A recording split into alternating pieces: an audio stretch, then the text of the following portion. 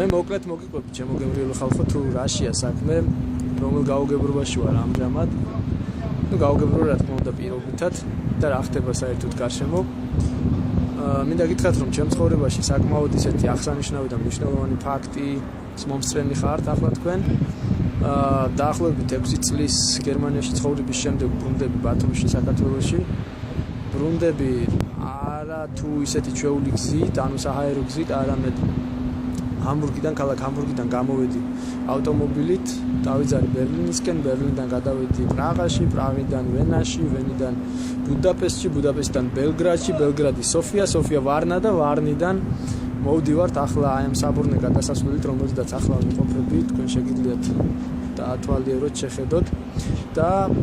ეს წუთია უკვე მოვადექით ბათუმის პორტს გამოდიან ეგრეთ წოდებული ბოცმანი გემები რომლებიც დაგვეხმარებიან ახლა პორტში შესვლაში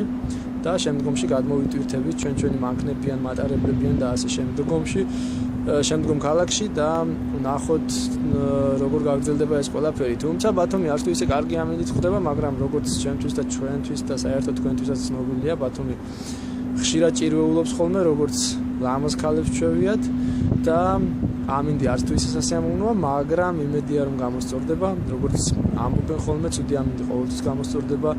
ცუდი ადამიანები გირჩებიან ცუდ ადამიანებად ასე რომ შევეცადოთ ვიყოთ კარგი ადამიანები და დავუდოთ კარგსავე ამინდს აბა დროებით